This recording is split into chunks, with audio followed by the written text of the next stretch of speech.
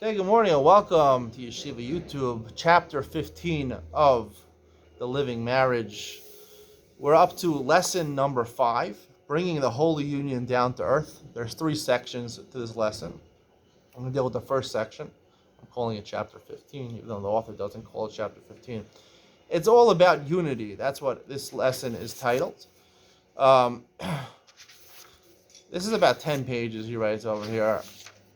As if you listen to any of the shiurim that I've given, um, you realize that I have a big argument with the author. The author seems to imply that the whole purpose of the union, of course, is physical in nature. It should not be avoided. We should be enjoying it, but not enjoying the physicality, enjoying the fact that there's a union between the man and the woman. You become a complete person when you're connected with a woman, not just emotionally, but also physically, b'shas tashmish.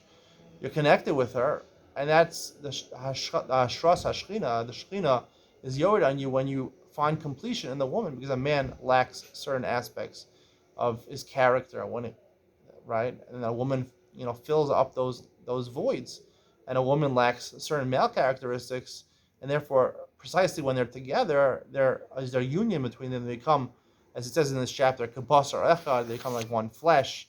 They become one unit, and therefore Hashem rests His presence on them. But you shouldn't enjoy it purely for the physical. He's going to actually deal in the next chapter with the aspect of physicality. I'm wondering what he's going to say about that. There's not much to say about this chapter. He brings even from a Zohar over here that he says that the Ramban says that the union between the couple should be rov cheshek ava v'ratzon. That's what the Ramban says. Ramban says a lot of cheshek, a lot of desire, ava, love, and ratzon, goodwill. He said his words also parallel the words of the Zohar, which describes 3 qualities of the couple's union. And number 1, desire cheshek. People think cheshek means, you have a desire for a woman, or a woman's desire for a man, a physical desire. No, he says desire is an expression of the connection between the physical bodies to become like one body. This is the connection that exists at a level called nefesh. In parentheses, a spiritual part of the soul that is most connected to the physical body itself. Number 2, love, ava, an expression of the ruach, a level of the soul that is most associated with one's heart and the person himself. The Zohar alludes to this connection with the words v'dafka benafsha, cling to her soul. Number 3, goodwill, ratzon, described in the Zohar as rusa chada, with one will spirit, and alludes to the couple's spiritual connection at the level of their neshamos. If you're familiar at all with Kabbalah and with these things, there's 3 parts, or maybe 5 parts, or your neshama. There's the nefesh, ruach, neshama. It's called naran. In the Kabbalah Svarim, they talk about this. Those are the 3 main. There's 2 more parts, chaya and yechida, but the main parts in Kabbalah Svarim are naran. So these are all spiritual essences. The nefesh, ruach, and neshama are all spiritual essences. When you're together with your wife, those 3 spiritual parts of yourself are connected to the parts of the woman, and because they're a spiritual thing, so therefore there's a spiritual hashras hashchina. Hashem joins with you. So there's 2 interesting points that he makes over here that I want to talk about. One, he talks about, this is the latter point he talks about, I want to talk about. He says, strengthening the unity, the power of the unifier. Rav Schneur Kotler told me that many times when people begin to perceive the awesome differences between men and women, they become overwhelmed with hopelessness. He tells them not to worry, because they are not the ones who need to create their unity. The power of unification is in the hands of God. Although every success requires the help of heaven, in this realm it is even more essential. As the Maharal explained, it is for this reason that Hashem implanted His name in the man and the woman. Even if a person needs a miracle that defies nature, Hashem stamped His own name into the couple's essence in order to assure them that this is a miracle He is willing to constantly perform. With the help of God, even the smallest Jewish person can achieve a connection to this unity. Whoa. If you don't understand what he's saying, basically what he's saying is that it's very hard to be together. You need a lot of siyata d'shmaya. You need a miracle. He says, even if the person needs a miracle, it defies nature. I don't know. I would say, out of all the things that don't need a miracle, being together with a woman is the least thing that requires a miracle. You don't need a miracle to be with a woman. Every man has a natural desire to be with a woman, and every woman has a natural desire to be together with a man. To say that needs a miracle is like saying, you need a miracle to eat, you know, a piece of chocolate cake. Everyone likes chocolate cake. Everyone likes chocolate chip cookies. Everyone likes ice cream. You need a miracle to eat ice cream? I mean, what does that mean? You need a miracle to eat ice cream. You need a miracle to be able to learn for 10 hours straight. That's needs a miracle. You need a miracle to eat ice cream. I don't think most people have a problem eating ice cream, vanilla ice cream, or any type of ice cream that you like. If it's given to you, especially for free, surely most people won't have a problem doing that. And most people don't need a miracle to be together. I don't know what he's talking about. I have no idea. Um, maybe it's like what he's saying, that the whole purpose of, we have to make sure that the the act of being together is devoid of physicality, of enjoying the physical realm. So maybe you need a miracle for that, to make sure you don't enjoy it physically, but somehow it's not like Christianity. They're not avoiding the physicality, but you're doing the physicality in order to bring a union between the couple. Again, an idea I don't really understand. It's an idea. An idea is spiritual. So again, you're avoiding the physical and going for a spiritual idea. Christians say abstain from the whole relationship itself. Not all Christians, only the clergy. They say abstinence, celibacy is the key. So here you're celibate from the physicality, but you are being Mekayim, the spiritual aspect, this idea of union. So again, it doesn't make so much sense to me. The other thing I want to talk about, because he mentions it, and again, he talks about the Cheder Yichud. People have been married, the Cheder Yichud, basically after the chuppah, you get the Sheva brachos, and you break the plate or whatever, and then the cup, sorry, and then you go and you walk down and go to the Cheder Yichud, and the people lock the Cheder Yichud. There's different people, how long you stay in the Cheder Yichud. Eventually the photographers come in, they take some pictures. I once heard from an interesting conversation. There was someone in my yeshiva in Beitar. He was getting married, and there was a disagreement between his father-in-law or his father-in-law, how long the Cheder Yichud should be, because the longer they stay in the Cheder Yichud, the longer the wedding is, because you can't start dancing. Everyone's waiting over there. They start the meal. They're waiting for the Chassan Kal to come out of the Cheder Yichud. So my Rosh Hashiva felt it should be no less than 45 minutes. And the father-in-law said half an hour maximum. And they were going back and fighting back and forth. How long should it be? 45 minutes, half an hour, 45 minutes. And my Rosh Hashiva said, tell the father-in-law, in my name, it has to be at least 45 minutes. Okay. Now, this was before I was married. I didn't know what the Cheder Yichud was. But even before I got married and I was engaged, people alluded to certain things you're supposed to do in the Cheder Yichud. No one really says what you're supposed to do in the Cheder Yichud. Some say you're supposed to give a pearl necklace to your wife. I bucked that trend. I didn't give a pearl necklace to my wife. I gave her. I bought 2 copies of Rabbeinu Yonah on Pirkei Avos, and I gave it to her with, inscribed something in the book, a nice message to my wife. And I said, we're going to learn this together. We're going to grow together. And for most of the first year of our marriage, on Shabbos afternoon, we did learn Pirkei Avos with Rabbeinu Yonah. My wife really enjoyed it, actually.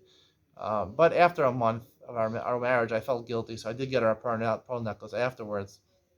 But he doesn't say what you're supposed to do in the Cheder Yichud, but he tells you there's 2 misunderstandings of the Cheder Yichud. Rav Shneur Kotler again.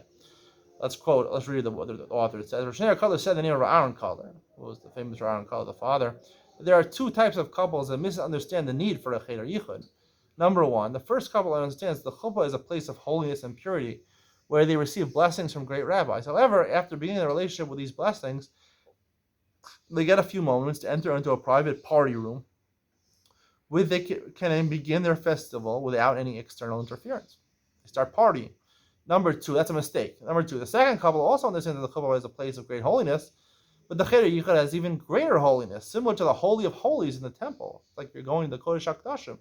Such a couple spends their time there, each person in his own corner, with a tehillim in hand. That's what you do. Imagine going to the Cheder Yichud.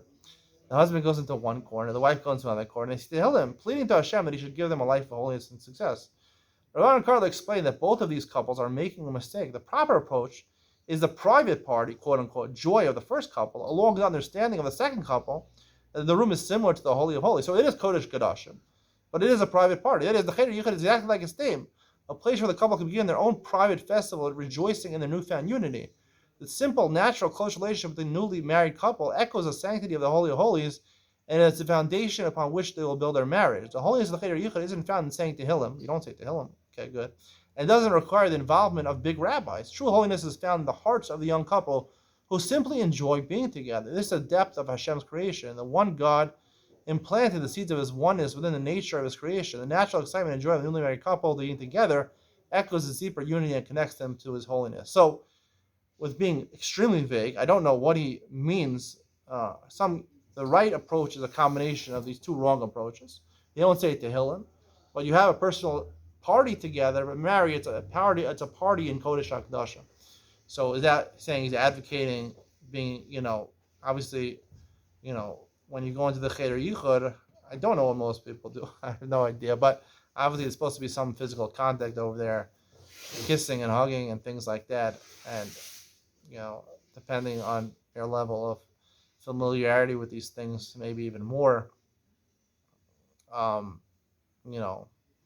just going to put it out there. There is something else called a pearl necklace, which is not actually made out of real pearls. If you understand what the slang term of pearl necklace is, most people probably don't. Who are listening to this share probably don't. There's something called a pearl necklace, and I think when they talk about giving a pearl necklace to your wife, I think that's what they're talking about. So there definitely is physical interaction between them. There should be.